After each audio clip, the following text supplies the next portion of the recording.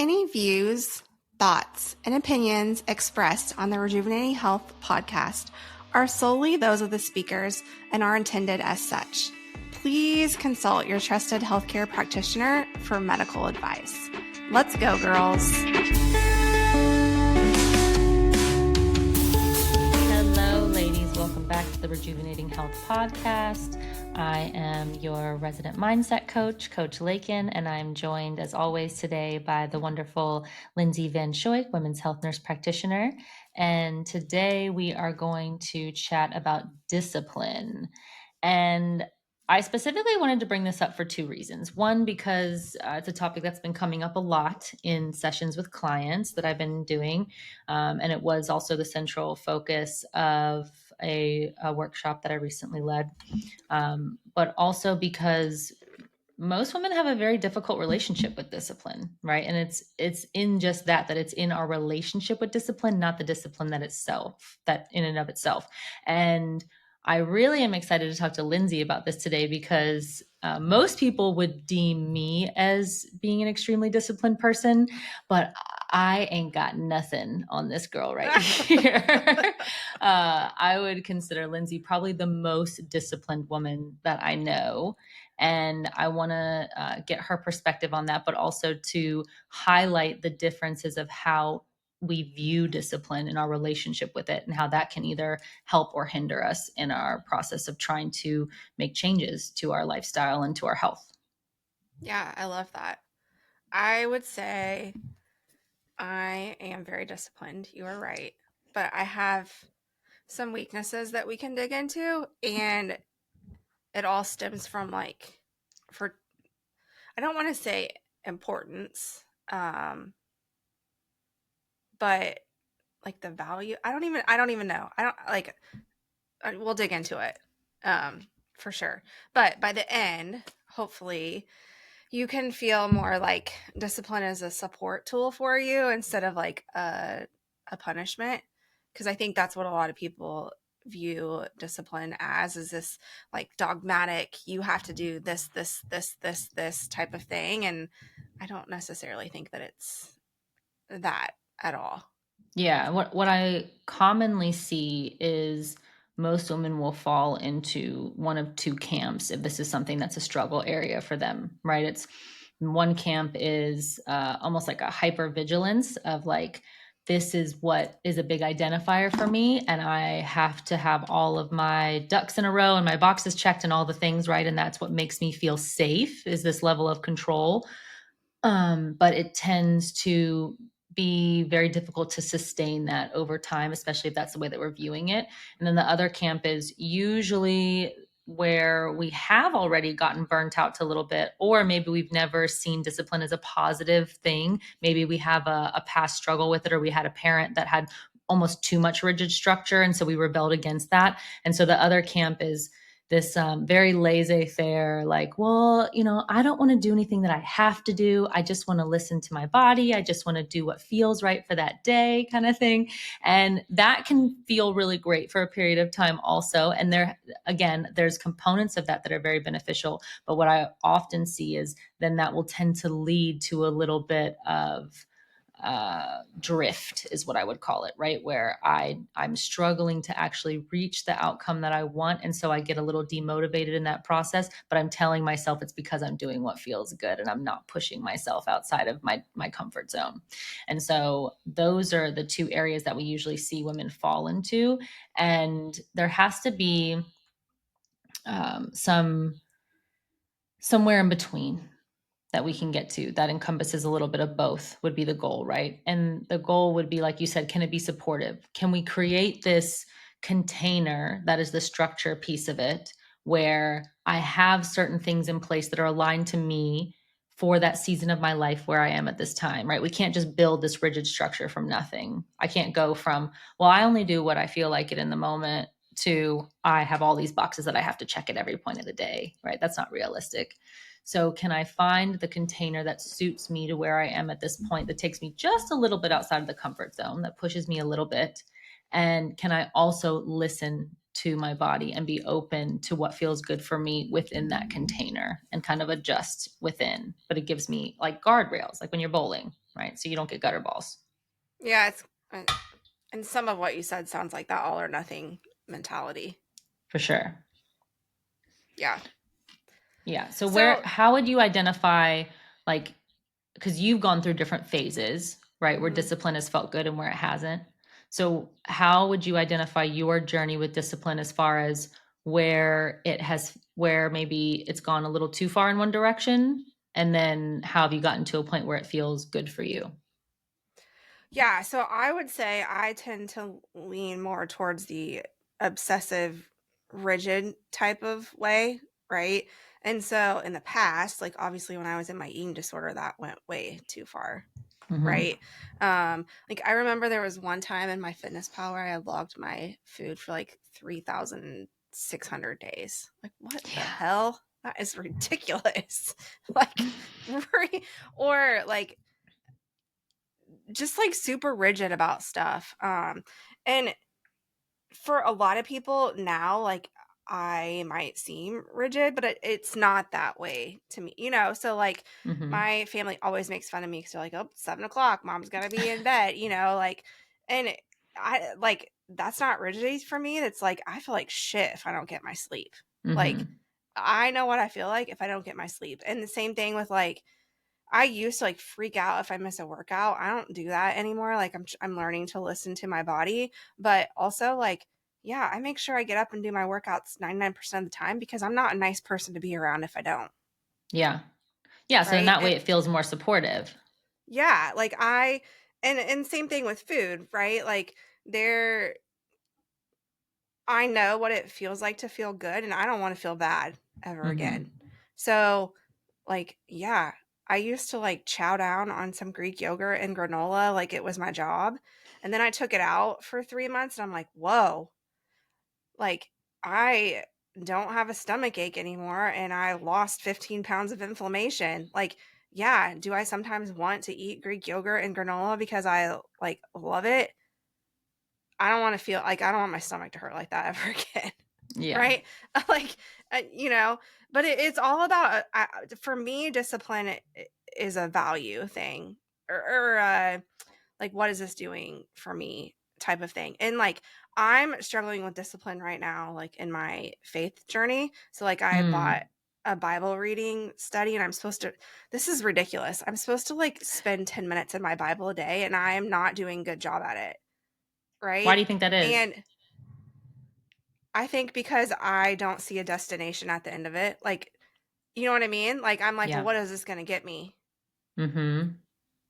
Right? Yeah, it's like Where we want to attach the effort to the outcome. I know I should be doing it and I know it will bring me like closer to my relationship with God and I know Mhm. that like it is what I should be doing, but it is like the last thing that I put my priority into. Like I'll do all the other things before I do it. And I know that like that's a religious thing that I'm struggling with discipline right now, but it could like I know that's a huge struggle with people for exercise and stuff like that. And for Yeah. some reason I am having trouble finding like value in that or and it's not even value. I see the value in it, but yeah, I'm struggling with discipline on that, which is so it's not like I have every aspect of my life together in discipline, right? Like if it was something that I was being tied down and was like in school, I don't want to do my freaking schoolwork, but like I have to pass my classes. So Mhm. I know I have to do it. Like I don't want to go to work every day, but like I know I have to do it. So I'm going to do it. Yeah, we've touched on this before briefly too, right? And this ties in of like what is the source of motivation, right? And people usually Yeah. it's usually comes from one of two places, either out of avoiding a consequence or a pain, quote unquote, right? Or going towards a desire or a pleasure. And the avoidance of pain is a much bigger motivator for most human beings than seeking pleasure, right? So we'll often choose because we're wired for safety, and so we're going to choose Hmm. the thing that avoids the unsafety or the danger, quote unquote, right, to our nervous system. And I've had a similar experience where I used to be super rigid and have kind of found that middle ground in between. There was a point in time where I literally remember when I was tracking food diligently in that way. I tracked like a string of a pull and peel Twizzler, right? Because it was down to that level of like, oh, I have to make sure that everything's accounted for. And it was that all or nothing mentality, right? Like if I'm not going to do every little thing, then why is it worth the effort of doing? Yeah, it's like I And used to track like the communion at church. I'm like, oh my God, yeah. that's freaking ridiculous. Yeah, it's like every little thing, but at that time, that's what felt safe for me because it allowed me to feel this level of control. Now, it took a lot of time and also going the opposite direction of being like, I'm not doing any of that shit. That's ridiculous, right? For me to realize like, okay, in between, can I get to a place where I'm still meeting the main criteria, right? And that's this structure that I'm talking about. So the structure for my personal example right now is, okay, can I eat protein and fiber with each meal? Right? It's not, can I get a certain number of calories and a certain amount of protein with every meal? Because that's how it was. And before that, even more rigid, can I get exactly this number of calories per day and exactly this amount of protein per day? Right? And count every single thing that incorporates into that. Now it's, okay, I understand that the guardrail is now I just need to have, each meal needs to have protein and fiber included in it. And I don't restrict myself. Right? Okay, but then I had this conversation with a client this Mm-hmm. week. So then I'm going to challenge you. Okay, Laken, but you're griping at me that you're not losing weight Mm-hmm. and you're frustrated. And I have no way of knowing what you're putting in your body. So I need you to maybe track your food for 2 weeks so we can see the nutrients and stuff that you're getting. I don't want you to go back to weighing and measuring and tracking everything, but for a short period of time, I might need you to pay attention to that and track some stuff because we don't know how many calories you're actually getting in and if you're in a deficit. Right. Now that's where I was going to go next, right? That being said, I've identified that container based on where I am now in my journey, and I'm not Mhm. looking to change my body at this point in time, right? Yep. Now, if I'm looking for change, that's going to require a different container. That's why I said the container has to be built based on the season of life that you're in, and it has to be adaptable, right? To So your goals. exactly. So for example, if my container right now, what that used to be, I had to train 6 days a week, 2 hours a day because I had a competition outcome that I was attached to, right? To where now it's, if I get 4 days a week in of strength training to whatever time it takes me or whatever time I have available for that day, that's fine for me. Now, if I were, again, I had a specific goal or outcome at that time that container was more rigid, right? So we have to allow ourselves the grace of having the ebb and flow of, there are going to be times where our container does feel a little bit more rigid, but we still have to find the sweet spot where, can I be honest about the intentional effort that I'm putting in towards the goal without making it mean something about me if I don't achieve it? That's the key piece. So that looks like, if I have a goal of, let's go to movement, right? If I have a goal of hitting 10,000 steps a day, there may be days where that is not sustainable for me. And can I not do all or nothing and say, because I'm not going to get 10,000, screw it, it's a wash, and I'm not going to go on an intentional walk that day? Right. Or instead, can I say, I'm going to put intentional effort into getting the amount of steps that are possible for me for that day without making it mean that it wasn't worth it, or that I didn't care enough, or that I didn't push enough, or that I'm not good enough, right? If I don't hit the 10,000 steps, if I hit 7 to 8 instead, right? Because it's still putting in the effort. It only is, it's only disempowering when I decide that the container is all or nothing and I have to hit every single mark in that container, or it's not worth having a container at all, right? And so that's the difference between it being supportive versus it being something that hinders me. And so can Yeah. it look like care as opposed to criticism? Yeah. So where do you think most of our clients get stuck at with that? I think most of them get stuck with using discipline as a source of criticism. That's where the negative self-talk comes in, right? So it's, I'm deciding that this is the level of discipline that's appropriate for me right now, where I'm not being honest with myself, right? This is what is required of me because I want this drastic change and I want it in a timeline that's probably not realistic for me. And so, or I've seen somebody else do it, so I'm adopting that, not taking into any account what my lifestyle looks like versus theirs at that point in time. And then I'm going to shit on myself every time that I don't hit that mark. Right. And when I meet myself with the negative criticism, I'm going to associate that with discipline. And that is what creates that relationship with discipline where I have this negative feeling around it. It doesn't feel good. Right. And then I say all or nothing, and I say, well, it's not worth it. It's not worth doing, or it doesn't feel good and I don't want to do it, or I'm going to resist it. Or even worse, I'm going to have a stress response to it. Right. So Yeah. whereas your level of discipline works very well for you and it feels supportive, your Yeah. level of discipline for somebody else could be extremely stressful. Oh, Right. it would be really stressful for some people. And if it's stressing me out and my cortisol is responding to that, I'm going to have the inverse effect of what I'm looking for. That's where the coaching comes in. That's where we have to build a container that is suitable for you, for where you are in your life, so that way it doesn't feel terrible for you, for your nervous system. And also, we have to work through, what are you telling yourself through that component, right? Are you criticizing yourself through your container, or are you caring for yourself through your container? Are you viewing it as something that's supportive for you? I also want to talk a little bit about like what's happening in your nervous system, right? So what is happening, Lindsey, when you have all this like this pressure, this stuff that comes up? I mean, I feel stressed. Like Yeah. I get irritable and like short, and yeah, I Yeah. get And stomach issues. I don't sleep yeah, so good. internally we have like usually a gut brain response, right? And that's Yeah, like responsible for so many functions. yeah, yeah. Like you're going to get your hormones are going to get disrupted. Your gut health's going to get disrupted. Your sleep's going to get disrupted because that cortisol steals your sex hormones.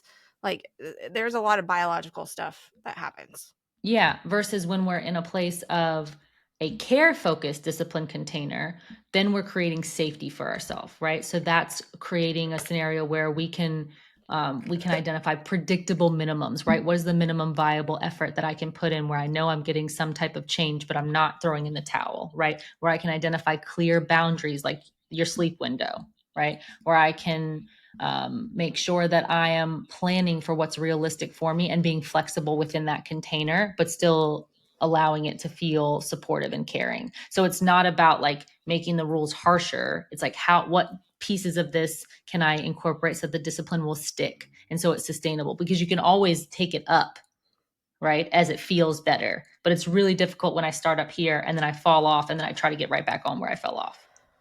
Yeah, yeah.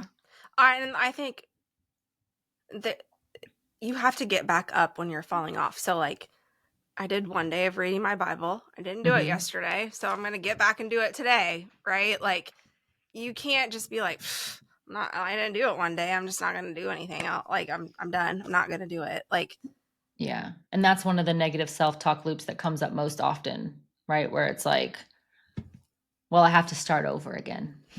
I have to start on Monday. I have to start, next month at the beginning of the month. It's like, no, stop telling yourself that you have to start all over again. And I'm just keep going.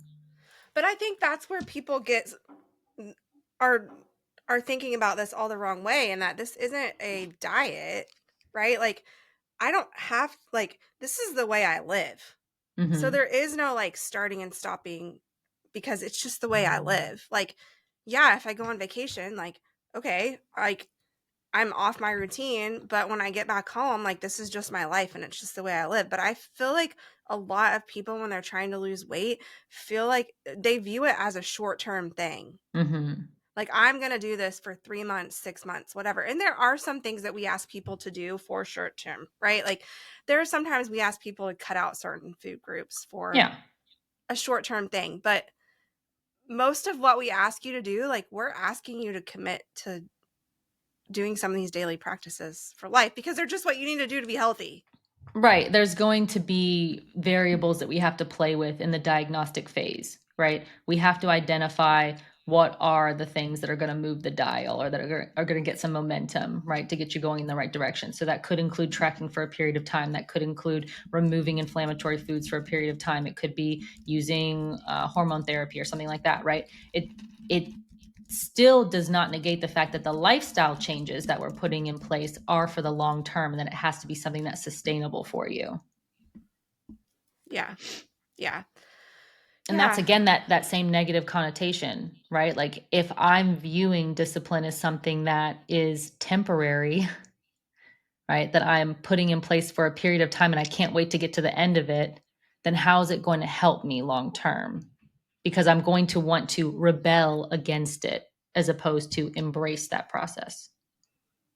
I think that's what I think when it comes to discipline, that's it. You have to embrace the process. Like, and if you're not willing to embrace it and you're viewing it as this sucks and when can I stop doing this and I don't want to do this and this is Mhm.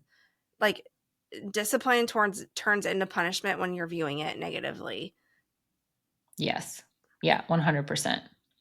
And it's like what are the most common things that come up, right? It's like nothing's working, right? Nothing's going to work or nothing's going to change this. It's like, okay, what if we could contest that and say like, well, what is working right now? Like what feels a little bit better than it did beforehand, right? And can we focus on what we can do versus what we can't do, or what is working versus what isn't working? We want to shift toward the negative.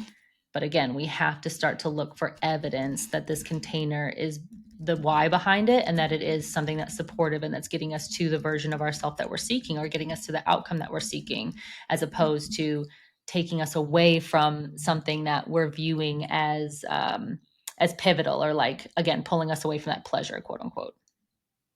Yeah. Yeah, I agree with that.